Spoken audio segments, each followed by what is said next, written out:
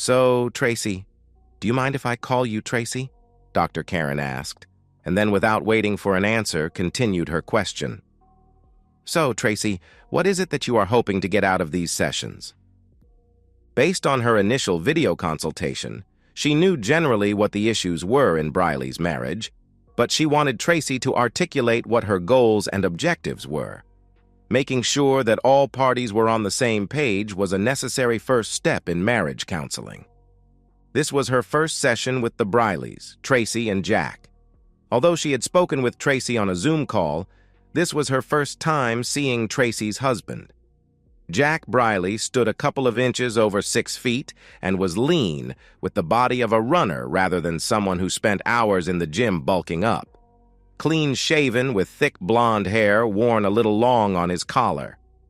Tracy Briley was shorter at maybe 5'5" or 6", and Karen guessed her weight to be in the 125-pound range. She, too, had blonde hair, which today was being worn in a ponytail that ended between her shoulder blades. Medium-sized breasts and fantastic legs were shown off by the black pencil skirt and heels. The tanned legs were the legs of an athlete. Muscular calves that her 4-inch heels showed off to a nice effect.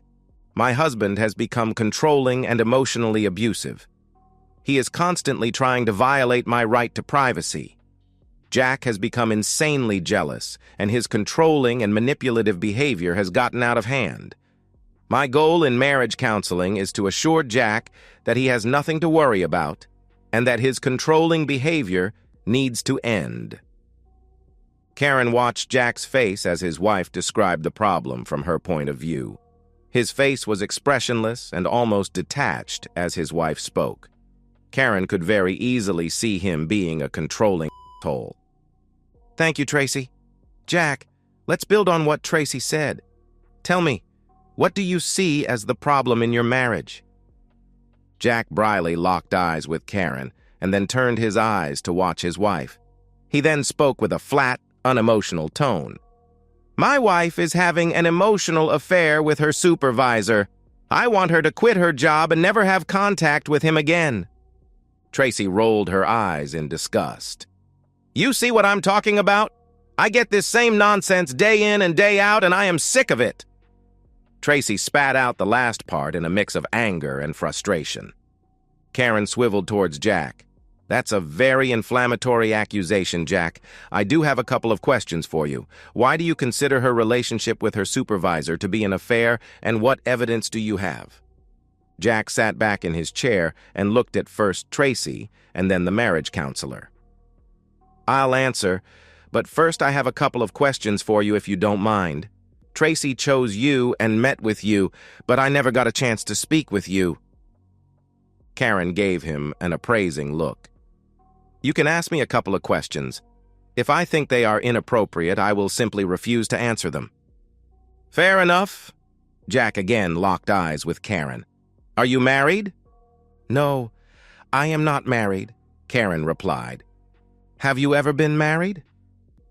Karen was generally uncomfortable speaking about her personal life, but she also knew that the hallmark of a good counselor was the ability to be open and vulnerable with clients, to an extent. Yes, I have been married, however. I've been divorced for several years now. Karen was becoming increasingly uncomfortable with this line of questioning. Why did you get divorced? Jack asked. Okay, now the questions were completely inappropriate, Karen thought to herself. Before Karen could respond, Jack asked a follow-up question. Was there infidelity involved? My marriage is not relevant to your marriage. Your marriage and my marriage are in no way alike, and the breakdown of my marriage is not something we will be discussing further. Karen could tell she was coming off as angry and not compassionate. She had to get a handle on her emotions.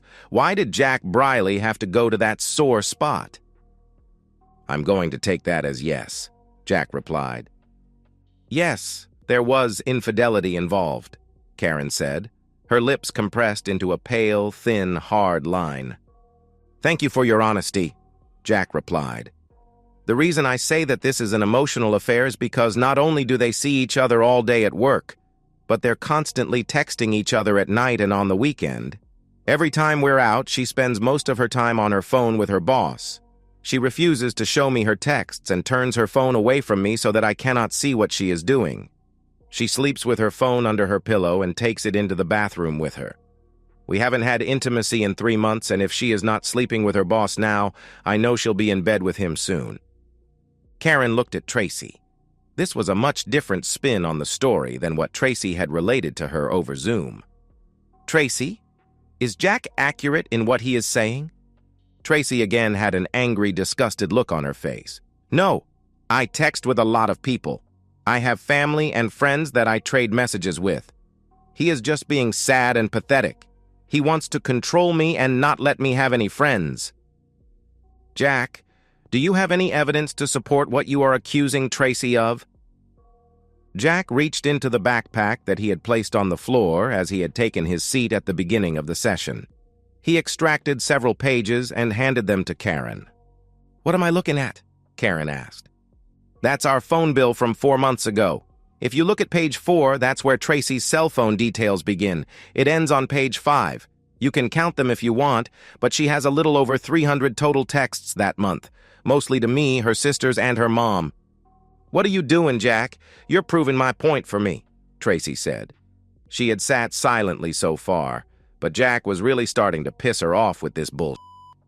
Jack reached into his backpack and pulled out another document. This one noticeably thicker. This is our last month's phone bill. Jack handed the pages to Karen. Tracy's cell phone detail begins on page 4, just like the other one. Tell me what page it ends on. Karen thumbed through the pages and looked up in surprise. Page 12. There are 7 more pages of text on this bill than the other bill you showed me. Correct. Now look at the phone numbers, Jack replied. It's almost all the same number, Karen replied. It looks like thousands of texts to the same number. Karen turned towards Tracy. Tracy? I text my boss. So what? We have a really good relationship and he gets me. But I am not cheating on you. I am not having an affair. Tracy shouted at Jack. Karen looked at Jack, whose expression was the opposite of Tracy's. While she was agitated and emotional, he was calm and almost placid in his demeanor.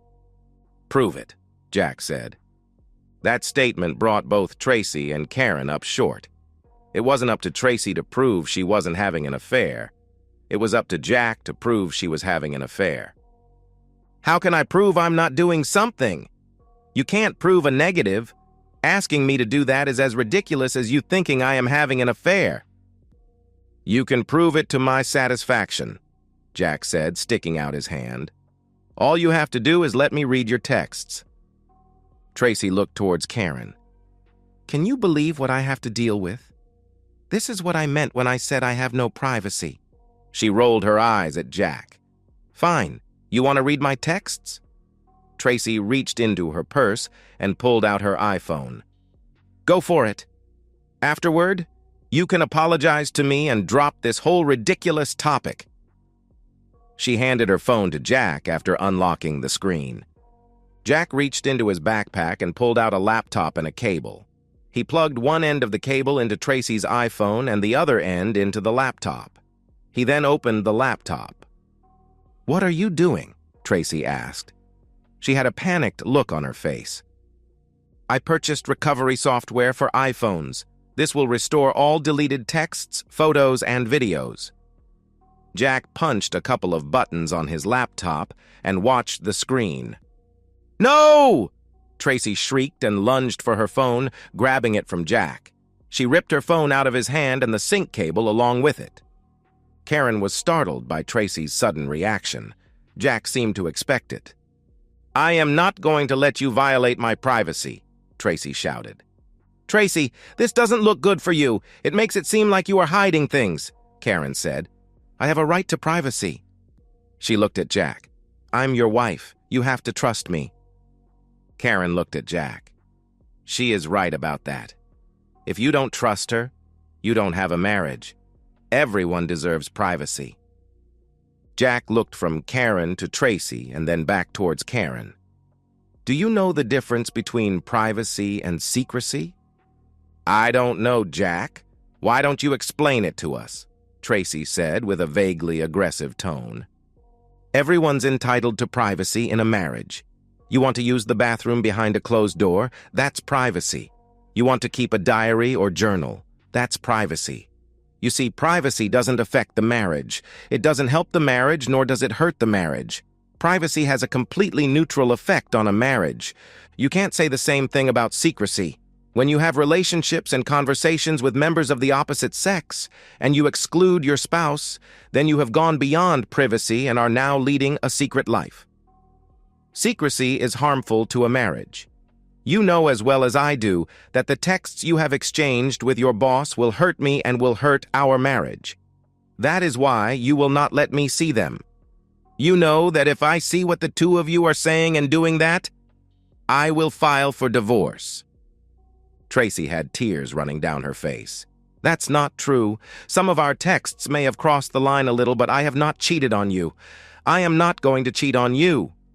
Tracy sobbed softly. Where does that leave us, Jack? Karen asked. The counseling goals that you stated at the beginning of our session left little room for compromise. Are you going to forbid Tracy from working? You mean make rules? Jack shook his head. She's an adult. Just as he had asked about privacy versus secrecy, Jack had another question for the counselor. Do you know the difference between rules and boundaries? Karen nodded. I do. But why don't you tell us what you are thinking? Rules are what you make for other people. You must do this or you can't do that. Making rules for children is one thing, but you can't make rules for adults. What you can do is set boundaries for yourself and create consequences when someone crosses those boundaries. For example, I am not comfortable when you do that. If you continue to make me uncomfortable, then there will be consequences. You see, boundaries are for your own protection. What are you saying, Jack? Tracy had stopped crying, but her face was still wet from her tears. The same thing I said at the beginning. Your continued employment at this job and your relationship with your supervisor make me feel unsafe in our marriage and uncomfortable in our relationship. If you continue to make me feel unsafe and uncomfortable, then there will be consequences. Tracy and Karen looked at each other and then looked at Jack. You can't make me quit my job, Tracy said. Wouldn't even try. That would be making a rule. I'm not making any rules for you. But if I don't quit, there'll be consequences, you said. Correct, Jack replied. How is that not making a rule? You're forcing a decision upon me that you made, Tracy cried out in frustration. I don't see it that way. You have a choice. Continue actions that make me feel unsafe and uncomfortable, or end those actions in order to make me feel safe and comfortable. The choice is entirely yours. What are the consequences? Karen asked. Excuse me? Jack responded. You laid out what your boundaries were and said there would be consequences for crossing those boundaries. I think it's reasonable for Tracy to know about the consequences of her crossing your boundaries. Why, so she can do a cost-benefit analysis of crossing my boundaries, so she can decide if the juice is worth the squeeze? Jack shook his head. That's not the way this works. She just needs to know that there will be consequences. Besides, even if she knew in advance what the consequences were, do you think that would stop her? Yes, they would, Tracy said. She had stopped crying and wiped her face. What's the most severe legal penalty that can be given for a crime? Jack asked. The death penalty? I don't think you can kill me for crossing a so-called boundary, Tracy laughed. Jack gave a mirthless smile. I wouldn't even if you deserved it, but you're correct about the death penalty. For several crimes, the death penalty is on the table, and yet people still commit those crimes. Knowing in advance what the consequences are for those crimes does not seem to prevent criminals from committing those crimes. They just try to do a better job of hiding the crime. So no, I'm not telling you what the consequences of crossing my boundaries are. What is that internet acronym? FAFO? F around, find out, Tracy mumbled. That's all the time we have for today, so on that pleasant note, we'll stop today's session. We have another session scheduled 2 weeks from today. I have a really good feeling about what we accomplished today." This was Karen's go-to session wrap-up line. Truthfully, she had no idea what Jack was thinking. Tracy stood up smiling at her husband, but Jack just looked at her sadly and shook his head. "You missed a really good session 2 weeks ago," Karen said. "Tracy said that you had to suddenly go out of town on business." "I told him that we had a really productive meeting," Tracy said to Karen. "I feel much better about our marriage going forward." Jack seemed even more relaxed this session than he had the last session. That session he seemed sad and resigned. This session he was almost cheerful. This session would be a good one, Karen thought. Tracy began. "One of the things Dr. Karen and I talked about was transparency and how important that is in a marriage." Tracy pushed her cell phone towards Jack. "You can go through it and recover my texts," Tracy said. "Thank you, Tracy," Jack said with a grin. "That's not necessary. I'm pretty sure that by now you've done a factory reset on your phone." "You certainly seem much happier than at our last session," Karen said. "The way that the session ended had me very concerned for you." Jack waved off her concerns. "I'm in a much better state of mind now than I was then." "Ever since he got home from his out-of-town business trip, he's been much more relaxed and happier," Tracy said. "I think the trip was good for him." "And me," Tracy said cheerfully. "You both seem much happier today. I don't believe either one of you smiled during our last joint session," Karen said. "She does have a beautiful smile, doesn't she?" Jack asked. "Her smile just lights up the room." Karen nodded at Tracy's happily smiling face. Her blinding smile gave proof to Jack's compliment. "I always loved making her smile. I must have 1,000 photos on my phone of Tracy smiling. Let me show you my favorite picture of her. This is Tracy's smile at her happiest." Jack pulled out his cell phone and held it up so they could see the photo. It was a photo of a smiling Tracy. She looked radiant. Her shining eyes expressed the joy that she felt in life, and her laughing eyes let you know that this was a person completely and totally happy with their life. Jack looked up at Tracy. "Do you remember this one, hon? You look so happy in this picture." "I don't remember exactly where that was taken," Tracy replied as she made a pinching gesture with her thumb and forefinger. "Can you shrink it down?" "You bet," Jack said. Still holding his cell phone so that it faced Tracy and Karen, Jack slowly made the pinching gesture on the screen. As Karen and Tracy watched, the photo of Tracy started shrinking as the background took shape. As Tracy got smaller, you could tell that she was a few feet in front of a door. As Tracy continued to shrink, an arm came into view with its hand on the doorknob. As Tracy continued to shrink down, the full image of the person behind her took form. "Baby, let me explain," Tracy said. Her sobs soon turned to hyperventilation as she began to understand what she was seeing. Jack ignored her as he continued to pinch his phone screen. It was obviously Tracy exiting a motel room with a man. Tracy started wailing. "Her supervisor?" Karen asked sadly. "You got it in one. And look at that timestamp, 4 hours after her session with you." Jack made a flicking gesture across the phone's screen. It was another photo of Tracy in front of the motel door, this time entering. "Look at that timestamp. Less than an hour after your session with her ended, she was in a motel room with the person that she said she would never cheat on me with. Nice job of marriage counseling. I don't think you get credit for the save." Tracy wailed even louder at hearing this. "I am so sorry, baby. We can fix this. It meant nothing. I will quit my job. We can work on saving our marriage." Jack smiled and shook his head. "Those consequences you wanted to know about? Well, guess what they are. I am going to divorce you. That's a given. I no longer want you to quit your job. You're going to need the income." Jack handed Tracy a business card. "This is my attorney's contact information. You need to find yourself an attorney and give him my guy's information. Before coming here, I had all your belongings packed up and dropped off at your parents' house. They are not happy with you, but they have agreed that you can stay with them. The house was mine before we were married, so it will not be part of the settlement, and I don't want you there. After today, I never want to see you again." At this, Tracy went into a full-blown meltdown as Jack stood and walked to the door. Karen looked like she was in shock. "Are you going to do anything about your wife?" Jack shook his head. "You mean my soon-to-be ex-wife? No, she's your problem.